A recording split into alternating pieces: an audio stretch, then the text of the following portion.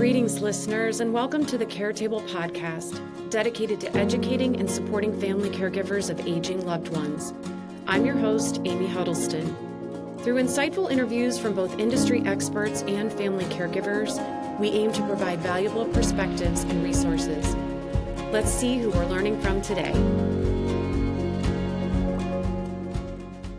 Hello, Vicki Castleman. I'm so excited to see you today. How are you? Hi, Amy. I'm awesome, and it's always great to see you as well.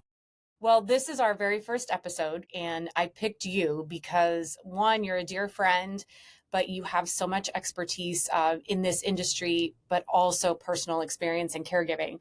And I just really appreciate you being here.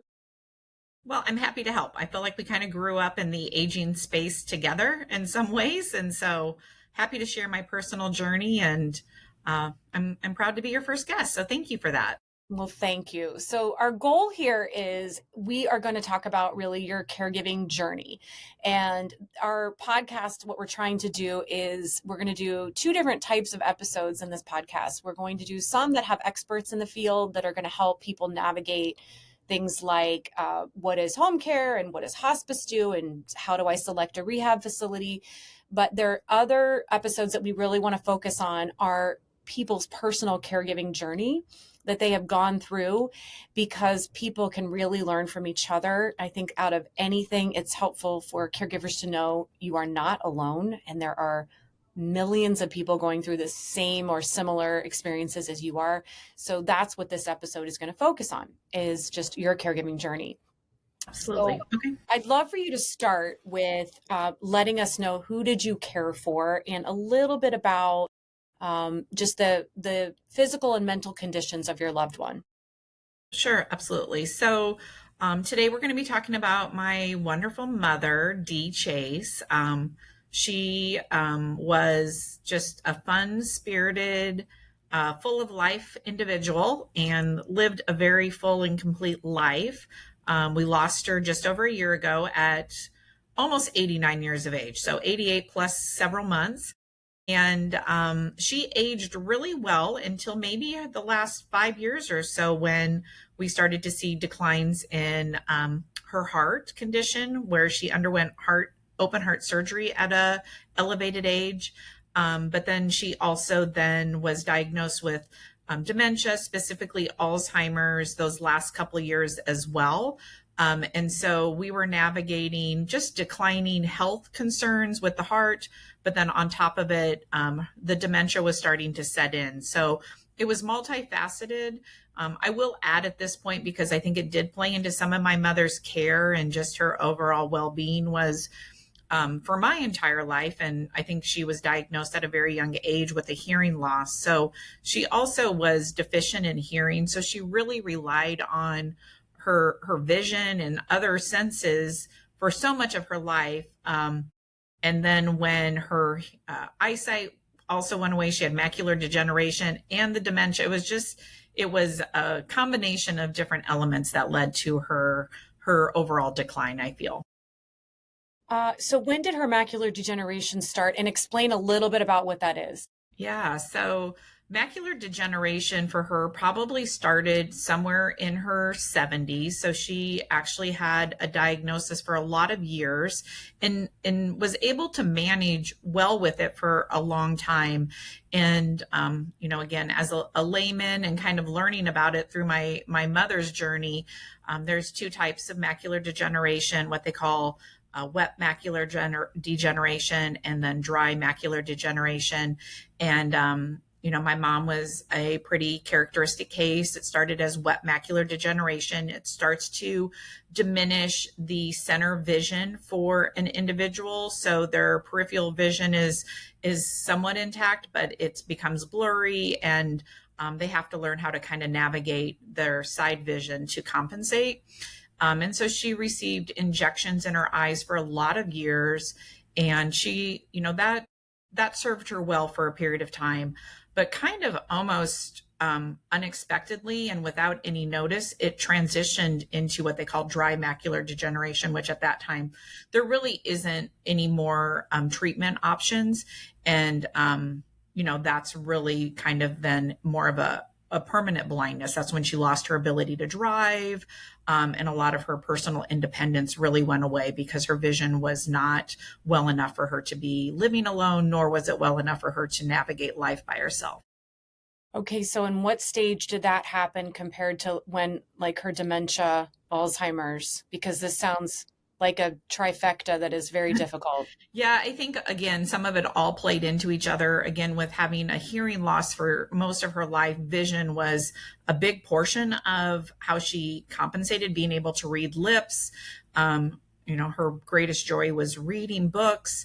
And so when your vision starts to go and you start losing some of the things that you really used as a crutch your whole life to bring yourself joy or to navigate communication, it became complicated for her. And I would say probably in her younger 80s, I'm going to guess 82, 84 is when the macular degeneration really shifted for her.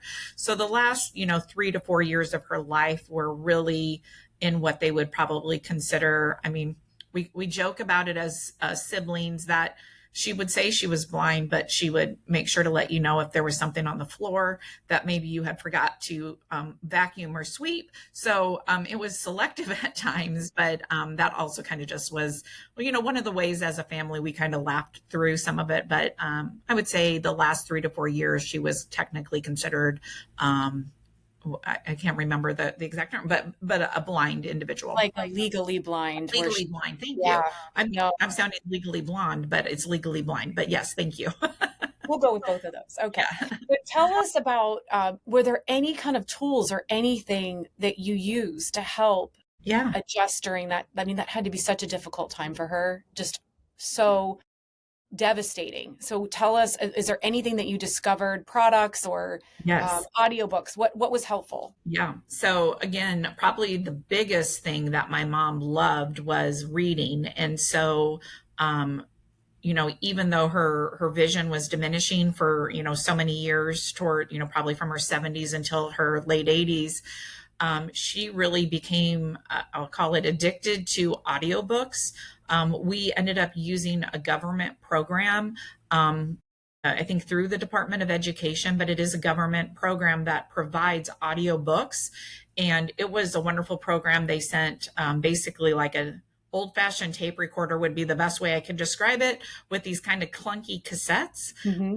But my mom loved that program, and we used it often. I mean, she would still call it reading her books, but for her, she was listening, and she did that for many, many years, and probably was very independent in doing that until maybe the last 12 to 18 months. And I'll just say that either her ability to follow the story or just her interest just kind of started to diminish. But that service itself was a blessing for, I'm going to say, probably a decade of her life where she really leveraged it. I think I've seen those before. So they do send you that big clunky machine. Yes. And then is it also, what I thought was great is you just pop those cassettes though back in your mailbox. So it didn't, I don't know if that's still the case, but because I think that's nice where you don't have to drive to the post office. You don't have to, it was kind of an easy way for clients that we had over the years could just still listen to their books, but yet didn't have to handle driving to the library, driving to the post office. Is that how it worked for your mom? Yeah. I mean, literally, you could just drop the cassettes in the mailbox, and they kind of, do some initial inventory that we had to assist her with as far as like what types of novels did she like and authors. And so they were able to send her selections on a monthly basis that fit her genres that she enjoyed. And it was a really simple program. Drop things in the mail, things would show back up at the house. It was easier for her to navigate a big computer because I think via touch she could push the buttons more simply. We did try for a period of time seeing if like audiobooks on like an iPhone or something of that nature would work, but it just being able to physically touch the buttons, unlike on an iPhone where you can't really see or feel when you've touched something, that really wasn't a great solution for her. So we always stayed with the clunky machines, and she just kind of had a cute little, duffel bag thing that she carried around, and she would throw her little tape recorder, an audiobook. So wherever she was going for, if she was spending the night at somebody's house or visiting one of us, that's just kind of what she brought with her. I love that. What about any kind of, did she use any type of magnifiers or anything else that was assisting her during that time that was losing her vision, and Yeah. anything that you would recommend? Yeah, great questions. I would recommend to your listeners, and my mom lived in Omaha, Nebraska, and there was a low vision specialty doctor at the University of Nebraska Med Center. So we did have her evaluated there, which is always just great to have other experts potentially navigate, like what other interventions, kind of like occupational therapy interventions that they might recommend, because they do have, for instance, phones. If they can't hear the phones ringing, maybe they, flash a light. And, she did use a magnifying glass.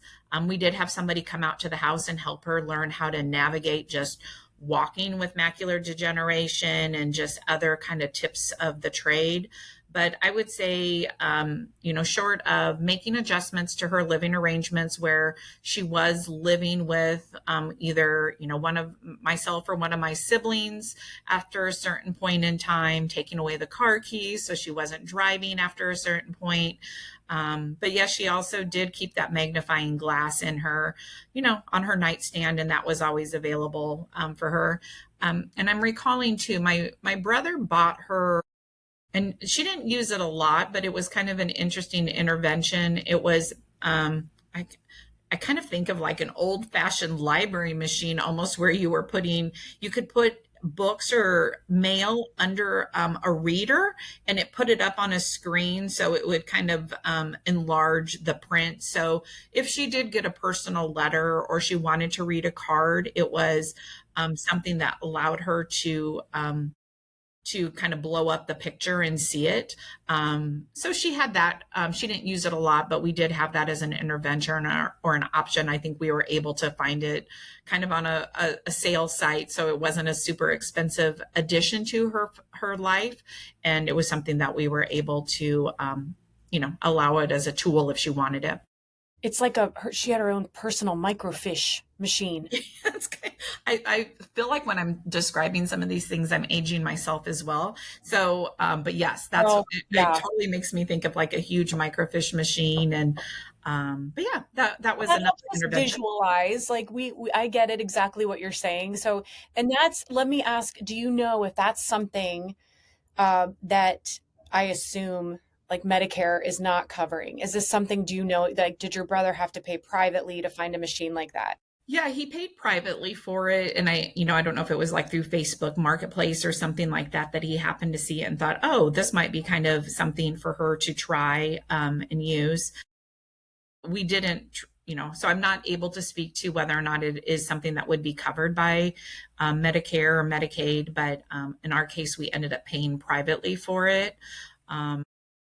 I mean, I worked in the aging space at the same time my mother was aging. She also, for a period of time, used a product called GrandPad, which I believe is still available on the market. And that was a way for us to communicate virtually with the use of like a small tablet. And so she did enjoy that for a period of time, because I think the tablet format allowed her to see a little bit better, and she could see my face through it. And the GrandPad is developed for seniors, so it was easy for her to navigate. They make it such that a 90-year-old can figure out how to use it in 90 seconds, I think was their tagline. So we did use that product for several years as well. And it was a way for her to kind of capture her daily thoughts, which was really helpful for me being away from her. It would ask her daily questions.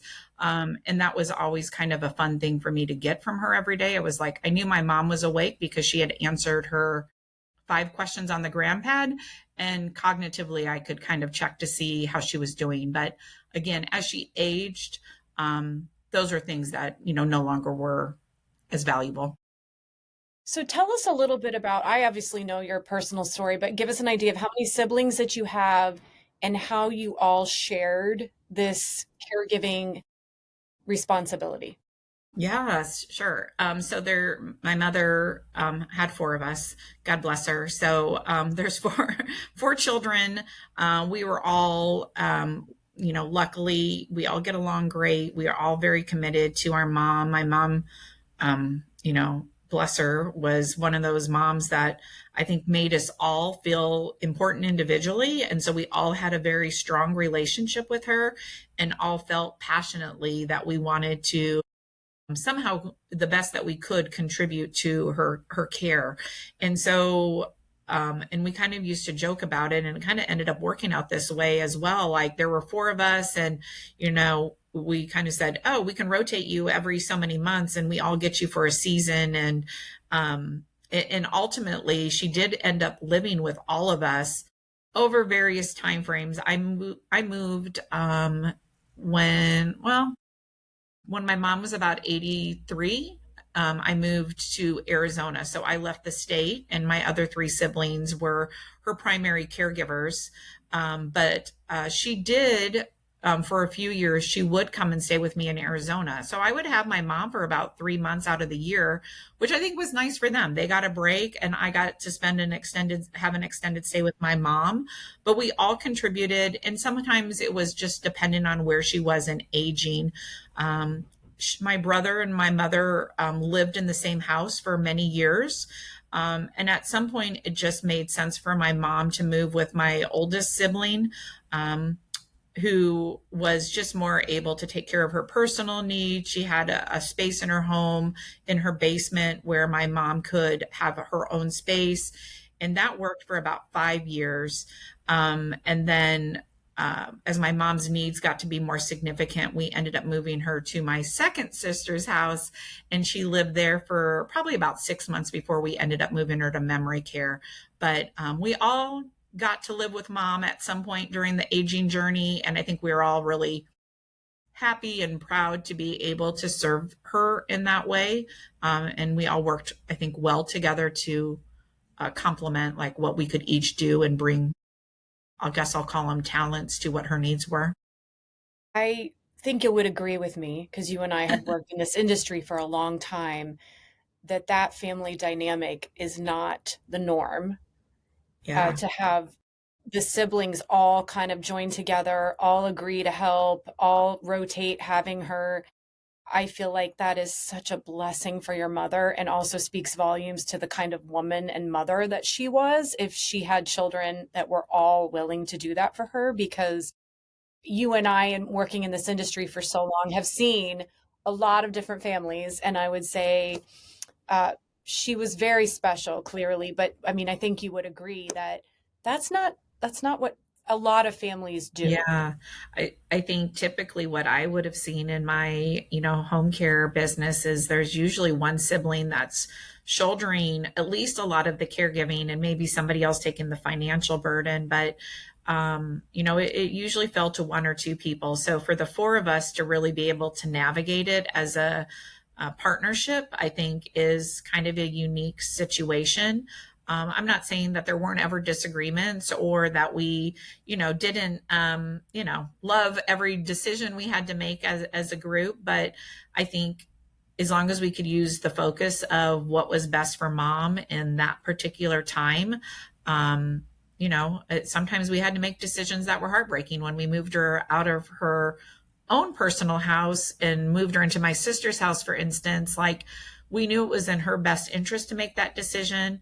But it really was, I think, hard on all of us to have to finally make that shift for her without really, I want to say, without fully gaining her approval. It was kind of almost like, this is what we're doing. But trying to do that in a loving and caring way. So she knew we really were watching out for her best interests. Is there anything you would share as a recommendation to people that are in that scenario right now? Because obviously that is incredibly difficult to make that decision, especially if you have a loved one who's having some type of memory loss or dementia and may not be able to reason as they used to.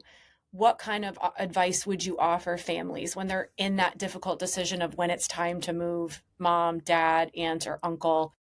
What advice would you give?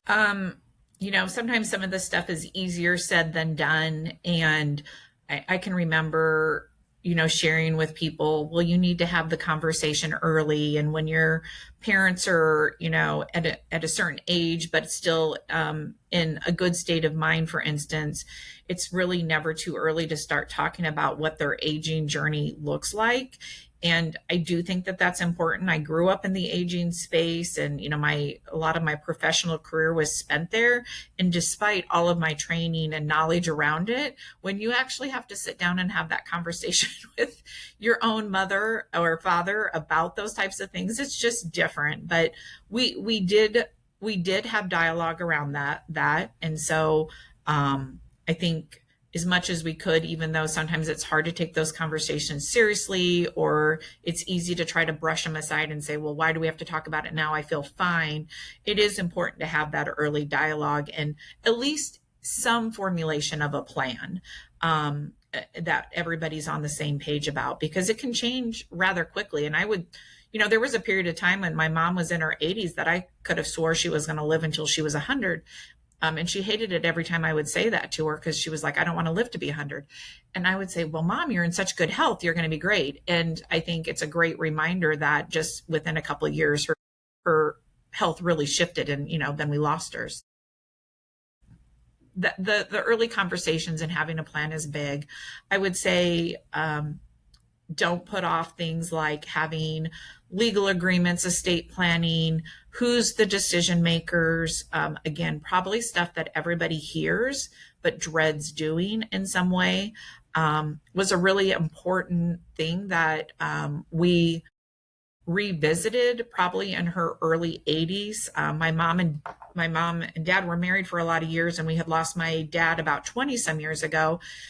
So obviously their estate plan and everything was really out of date by the time my mom was starting to age. And so going to the attorney, revisiting all of her estate plans, updating all of her documentation, delineating who are the decision makers when it came to things like financial arrangements versus her healthcare arrangements. And the decision was really made where we kind of split those responsibilities, where I took over more of the financial obligations, especially being at a distance.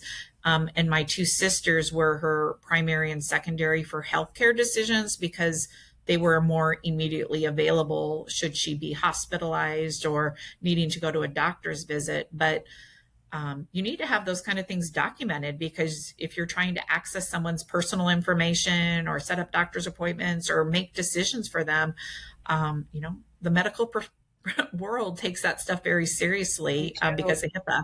And so you really need to have a plan in place. And I can remember even towards the end of her life going to the hospital and they're asking you, like, do you have a DNR? And I was like, even though we had everything in place, like my sister and I kind of were like stuck for a second. We're like, yes, we do have that. Like, we do know what we're supposed to do in this particular situation, because when you're in an emergency and your mother isn't, breathing well, and your emergency room is coming at you, asking you these questions, you kind of do panic. So I was grateful that we took some of those steps early on when my mom was in her early 80s to really be prepared as best as we could. It made even her kind of post-death and transitioning of her state a lot easier, because we had taken time to do all of that.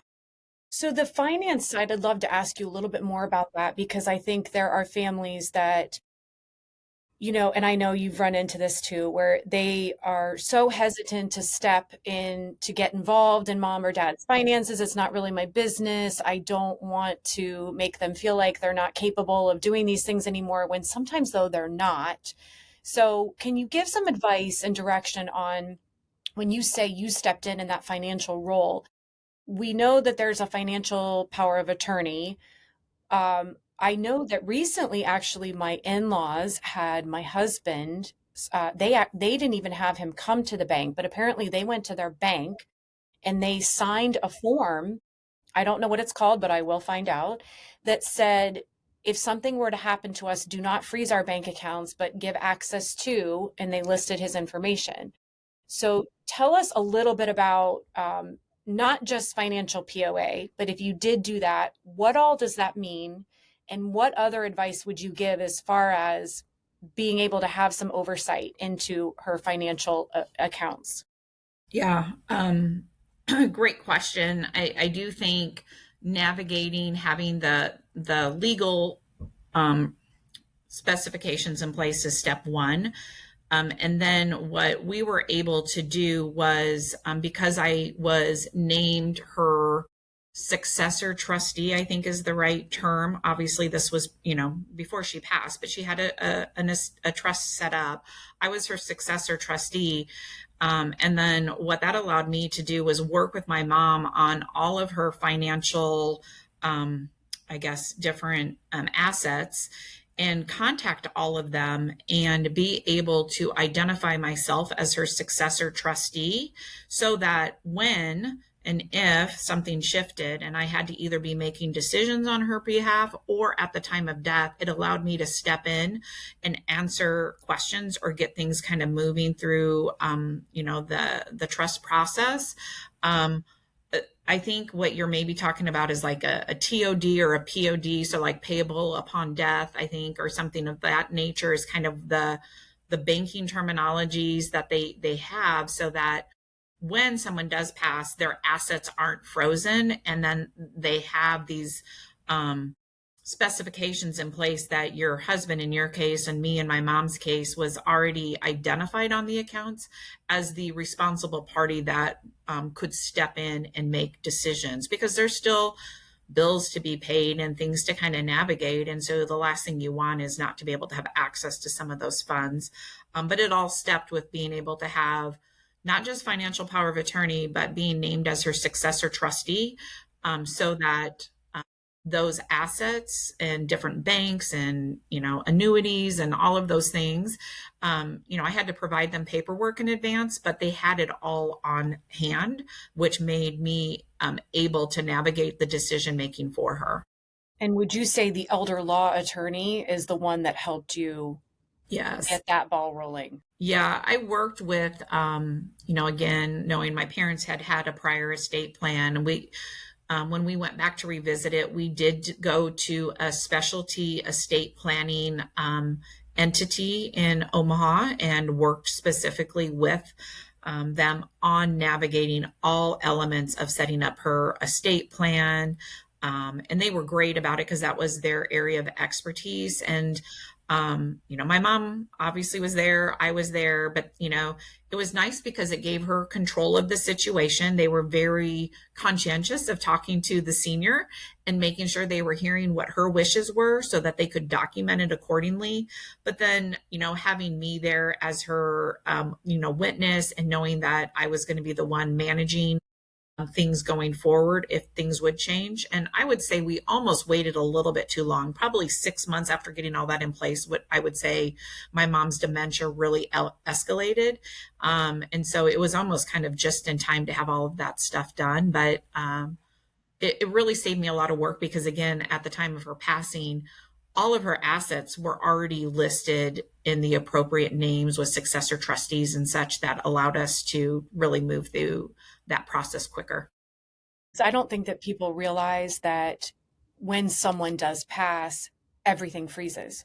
So if you Yeah. don't have these things in place, just like you said, there are still bills to pay. There might be a mortgage you need to pay or rent, and you've got the electric bill, and you can't have access to any of those funds without this in place.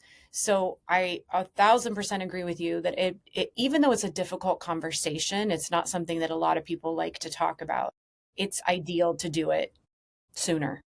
Yeah, and I wouldn't be able to articulate all the legal rulings behind it, but I think sometimes people think like, "Oh, I'm just going to have my mom put my name on her bank account and I'll just be like a second signer."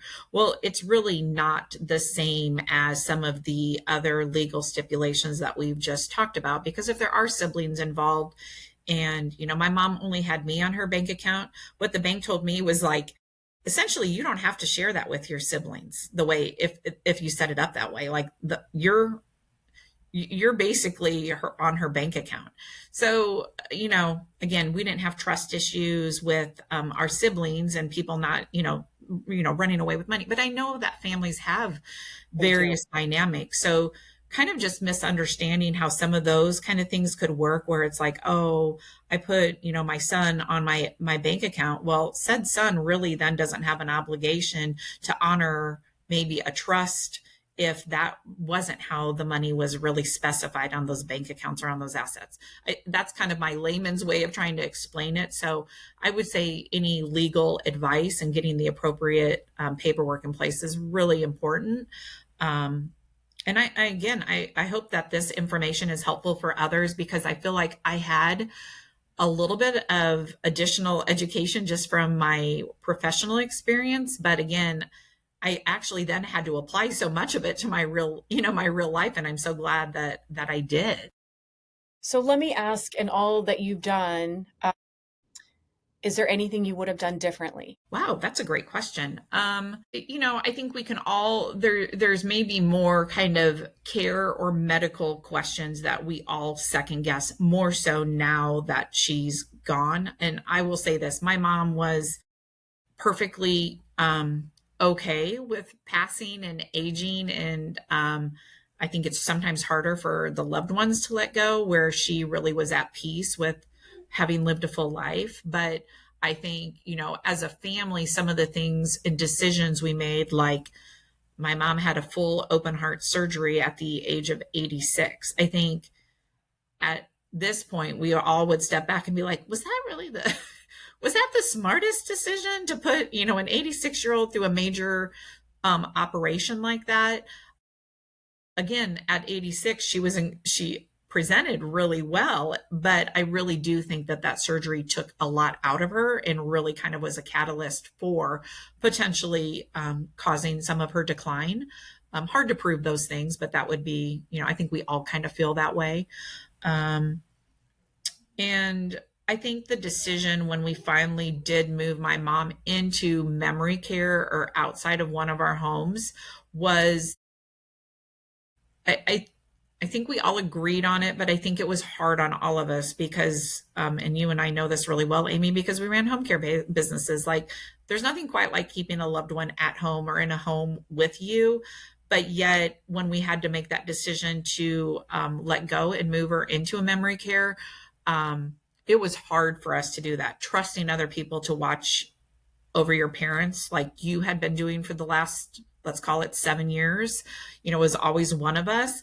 I think we would maybe second guess, like, was that the right decision to move her to memory care? Or maybe we should have made other adjustments in our house, or, maybe I should have moved her to Arizona and put her under 24-hour home care with my own agency. Like all of those kind of second guessing of things makes me, that's more where I would make other decisions, possibly. But I think that's part of that is wishing your mom was still here kind of things too. That I absolutely can see that. And I think, but, for somebody who's an outsider, just listening to your story and knowing what your family did, knowing what you did, it's, you couldn't have given her a better quality of life that you did. And to have all those children around her that loved her and supported her and wanted her to have such a good quality of life, I just think speaks volumes. And, Thank you. We've got lots of stories to share that aren't near as positive on the families. When you said son, I'm like, we've seen some said sons make some not so kind decisions or, not be so involved. And so I'm sure it's easy to second guess yourself, but I do hope you can find peace, because as an outsider listening to this, I thought you did an amazing job. Thank you. Yeah, I think it's sometimes more just difficult on us personally, especially when dementia is advancing and maybe your loved one isn't aware of some of the decisions you're making, but it's the reverse, and you hear it all the time. And like it's like sending a kid to daycare or something. It's like really hard to kind of let go. And in this case, it's like you're now reversing it and you're sending your mom somewhere that you're like, oh my gosh, I feel like, am I abandoning her? Am I doing the right thing? And all of that falls hard. But we all were in agreement with the decisions. No, it wasn't one person pushing in a wrong way, but I just think it was hard on all of us to see that transition and try to figure out what was best, not just for her, but then also for the siblings, because I would say My second sibling, my second sister who had my mom in her house, till the, end until we moved her to memory care, like it was a lot more complicated caregiving situation for her. And so I think that was, I don't want to say lost on us, but I think it really took a different toll on her than maybe it did when I had her in Arizona for 3 months and we were able to sit out at the pool and have a good time. And, like the caregiving changed. And so, my second sister really took a lot of that more complicated side of caregiving. And I think if anybody wore it, she probably wore it the hardest towards the end, because I think it's easy to think like, I'm not enough or I wasn't able to do it. But she was doing it when it was actually the most complicated. So when you say that too, can you give us a little picture of kind of the physical and mental state of your mom at the time that you moved her into a facility? Like, was she able to walk? Was she able to toilet? Yeah, I mean, she was always she was always mobile, even really up until the end. She was walking with a walker and mobile. I mean, she knew she needed to toilet, but still wore briefs at night. And some of it was, because of her vision, we didn't really want her getting up by herself at night and things like that. So we did have other interventions that we used for toileting in the middle of the night and things like that. But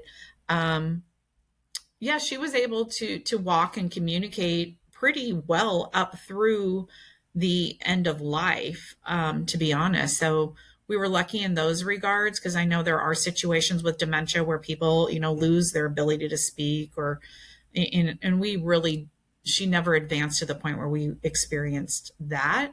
But she definitely needed assistance to have somebody there while she was in the bathroom, safety wise, just to make sure that she was doing proper hygiene, but also getting off and on a toilet and being able to navigate back up to a walker. Just sometimes having an extra hand was the necessity. And so that becomes hard when you're having somebody in your house all night long and you're having to get up with them 2 or 3 times a night to take them to the bathroom. That you forget what it's like getting disrupted in your sleep multiple times in the evening all of a sudden when, that's the case with a mother or a parent.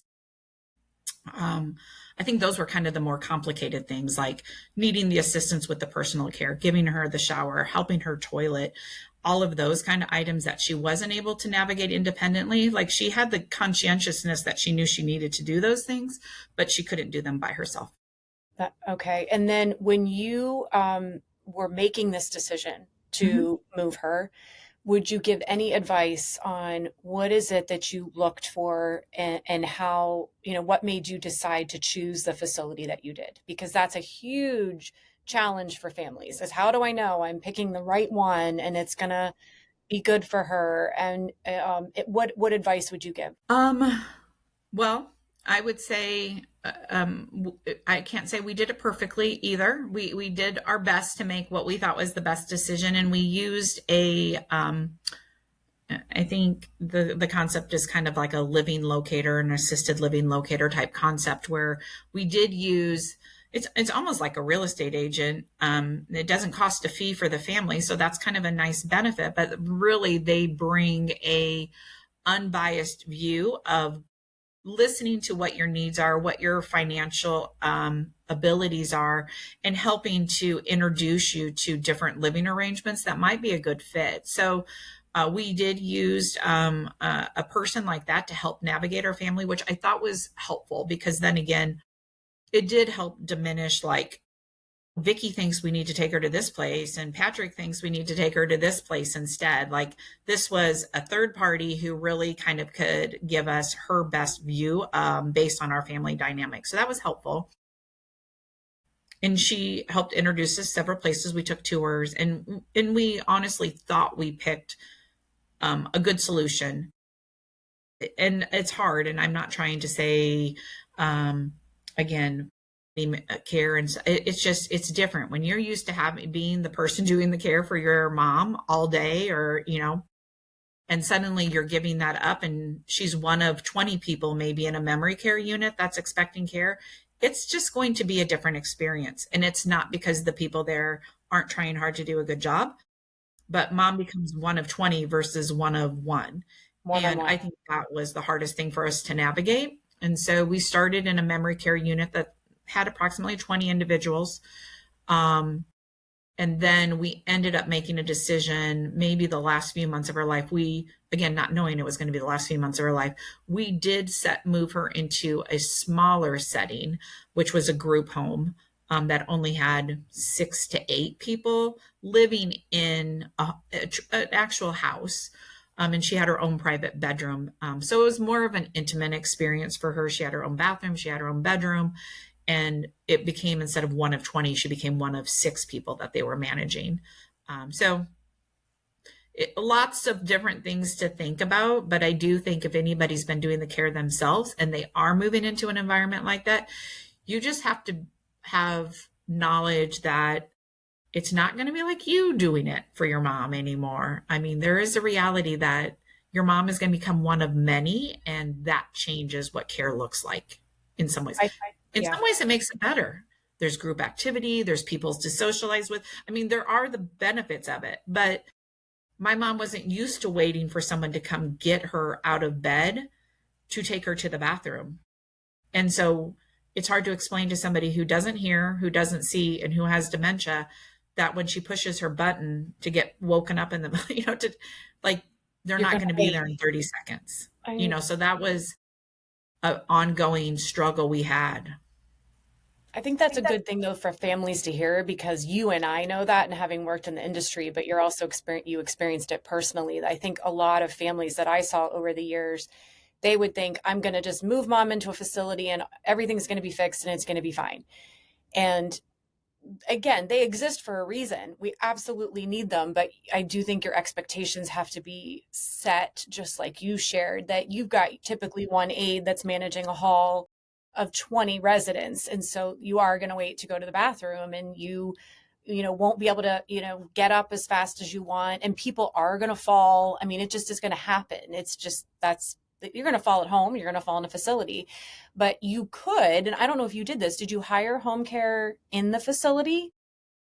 We didn't. We definitely talked about that, especially early on when she was transitioning. Part of it was, because my sister had some caregivers while she was at work during the day. So we talked about, like, do we transition some of her caregivers? But we did not do it, again, with multiple siblings and multiple family in Omaha, and my mom being, well loved by so many people.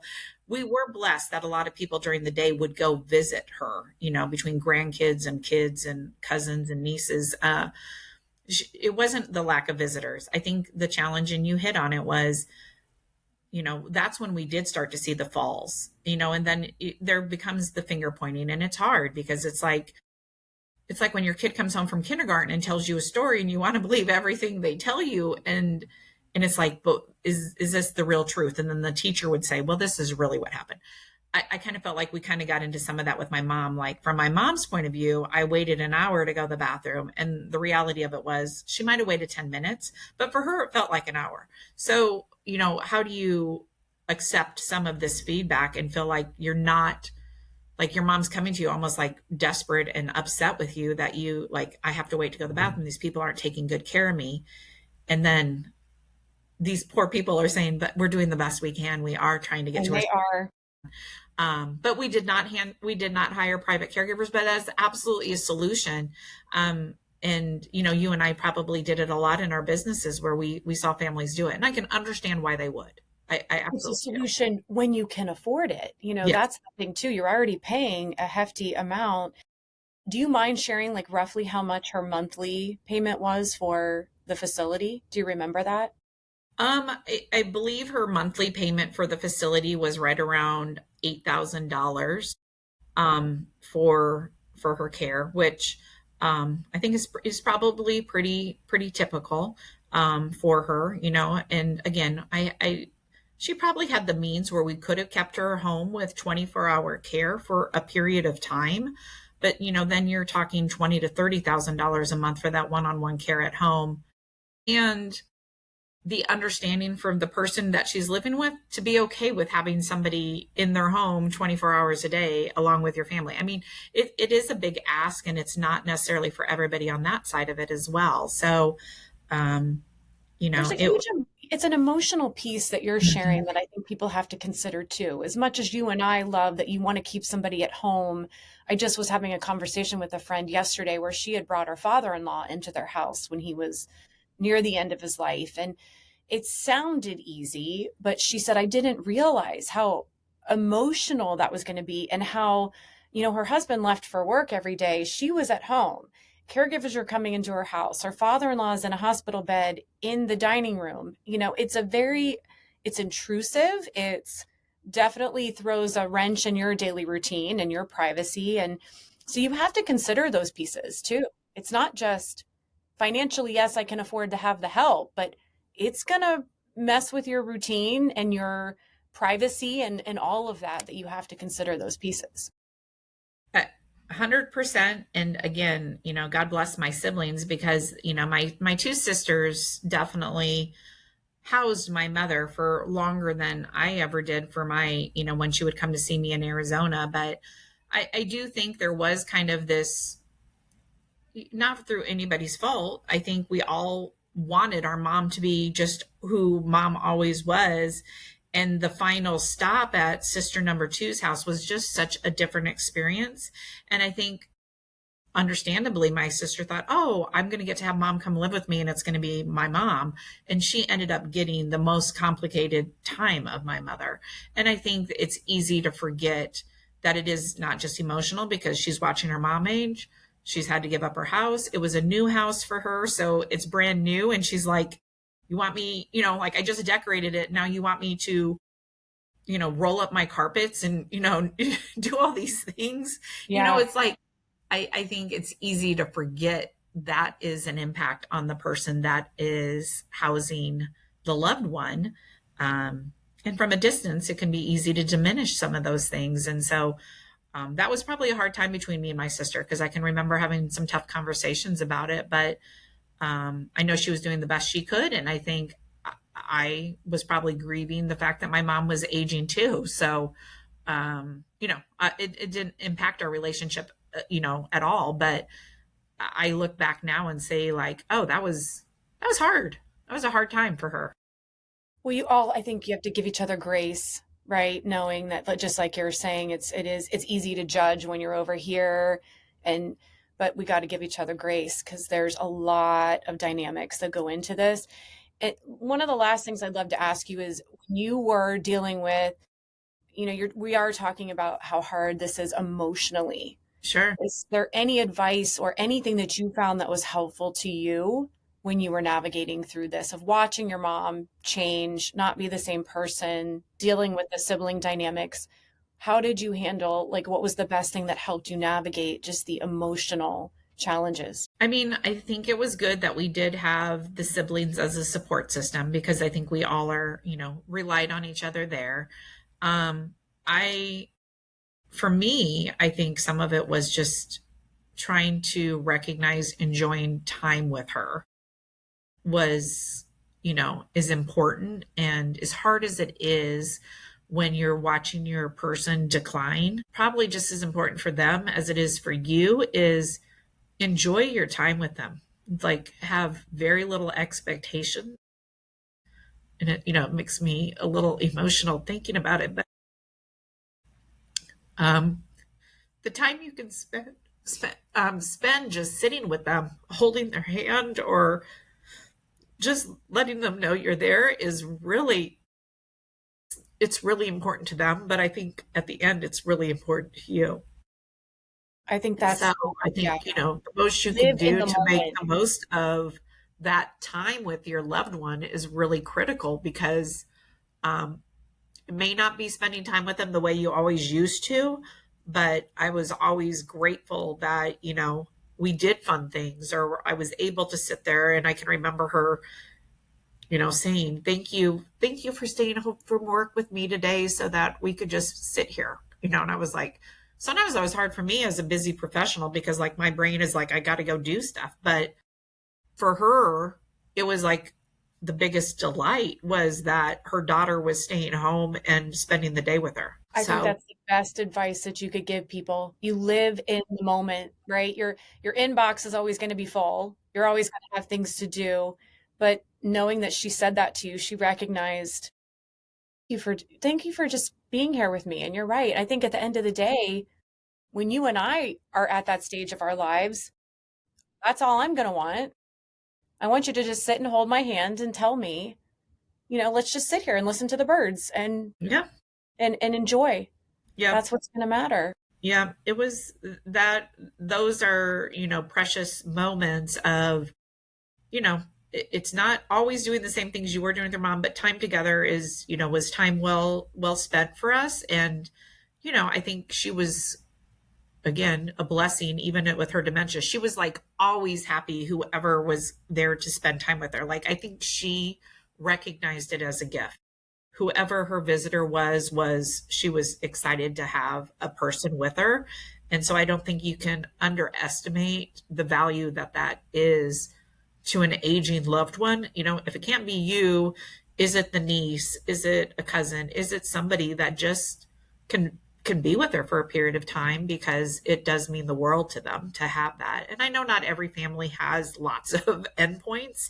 So sometimes that does fall to a single person. And that's where I think caregivers and other, friendly liaisons can really be beneficial to these people as they age. Not just to the caregiver, but for the senior as well. May we all be like your mom.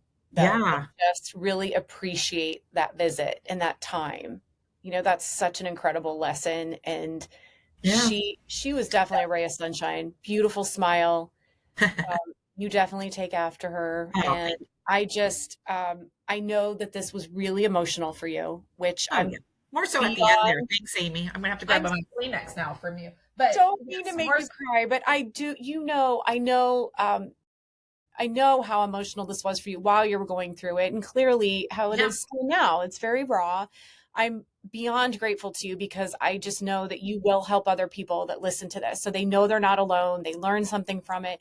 I will summarize some of the tips you gave about the clunky reading machine and those types of things. We'll put on a podcast summary and website just so people can find those resources. Yes.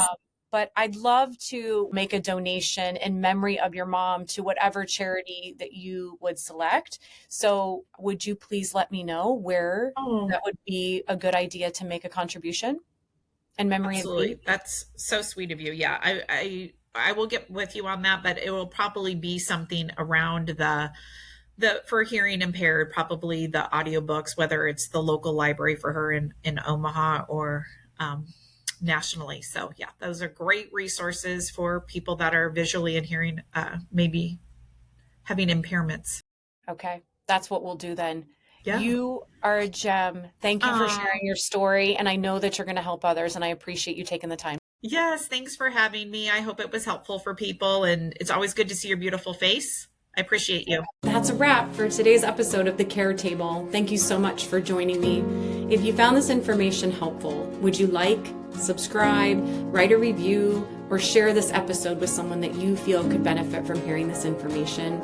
I'd sure appreciate it. If you learned of anything during this podcast as far as books, resources, or products that you might think are helpful, be sure to check out the podcast show notes for links to access that information. A friendly reminder that this is not medical or legal advice. This is just information. Consult a professional for your own personal situation. I ask that God would bless you with the wisdom, the courage, and the strength that you need as you're navigating this caregiving journey. And I want to remind you, you are not alone. I appreciate you joining us today. And until next time, stay strong, and I hope to see you at the Care Table.